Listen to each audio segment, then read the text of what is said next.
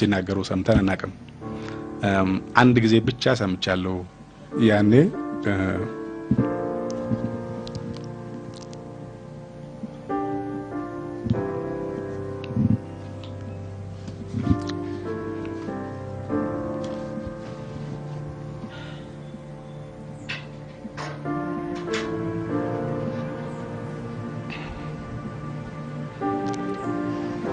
ያኔ ሰማሁት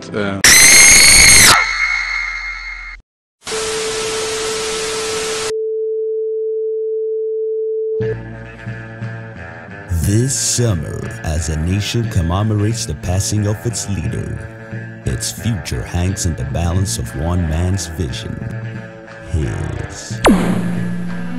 To complicate things, this man has more than one vision. Vision A. Ethiopia has never been known for freedom of the press. The Zenawi regime jailed opposition leaders and journalists and led Ethiopia to a ranking of 174 out of 187 countries in the Human Development Index and police state human rights. We saw what an African state looked like in Ethiopia last month. I made clear to Ethiopian officials that they need to create greater opportunities for citizens. I shared my concerns about a young Ethiopian blogger that I met last year with 8 of his peers have been imprisoned. And so we have previously called for the release of these individuals. And I firmly believe that the work of journalists, whether it's print journalists or in the internet... Ethiopia's dictator was an ally. No one's sure yet how he died, but, you know, that's part of the secrecy which shrouded his authoritarian rule. The U.S. gives about $1 billion a year in aid to a dictator and looks the other way on human rights. But despite supporting a regime that deprived its nation of a free press... I'll be speaking to Meles Zenawi, who's seeking a 4th term in office as Prime Minister.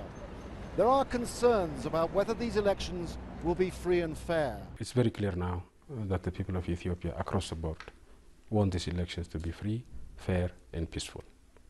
Observers, you're not allowing Western diplomats or indeed any diplomats from going outside Addis Ababa. It's always the case in elections. They do not have to cover every polling station. But there are a lot of people, a lot of organizations, Human Rights Watch, Amnesty International, have observed that there has been intimidation in the past, and indeed there are allegations now that intimidation is taking place. Hot air, nothing more than that. And one opposition supporter beaten by government militias in front of his home, and the Ethiopian authorities say he died of natural causes. I've not heard of this. Free speech and repression has become a feature of your administration. Nope. If the ruling party stopped intimidating and jailing its members, what do you say to that? I don't accept that. Do you have software that jams certain websites, that you have surveillance techniques, bugging going on in a much bigger way than most African states? Professional. Well, what about private newspapers? Since 2005, out of 19 private newspapers, 13 have been closed down. Why? By the government, by the authorities. Absolute falsehood. Not a single newspaper has been closed by the government. Not one. Not one. Vision B. ዋናው ነገር ዋናው ኃይል አስተሳሰብ እንደሆነ ነው የምናውቀው። አስተሳሰብ የሚቀየረው በጠመንጃ አይደለም፣ በኃይል አይደለም። አስተሳሰብ የሚቀየረው በሌላ አስተሳሰብ ነው። የተሳሳተ አስተሳሰብ በትክክለኛ አስተሳሰብ ነው የሚቀየረው። የሰላምን አቅጣጫ መከተል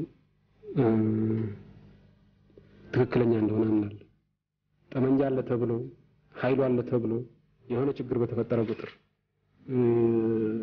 የሆነ እንቅፋት ባጋጠመው ቁጥር በጠመንጃ ለመፍታት መሞከር ያም አደገኛ ነው።